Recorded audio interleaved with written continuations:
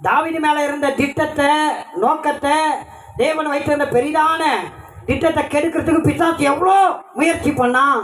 ஆனால் அந்த முயற்சியெல்லாம் தோல்வியில் முடிந்தது.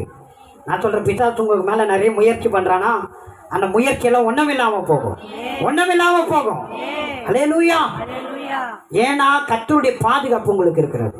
சொல்லுங்க, கர்த்தருடைய பாதுகாப்பு எனக்கு இருக்கிறபடியால் உன்னதமானவருடைய மறைவு, சர்வ வல்லவருடைய நிழல்ல நான் இருக்கிறபடியால் கர்த்தர் என் மேல வச்சிருக்கிற திட்டம் நிறைவேறும், நோக்கம் நிறைவேறும், அவர் பிளான் நிறைவேறும். அவர் செய்ய நினைத்தது ஒன்று தடைபடாது.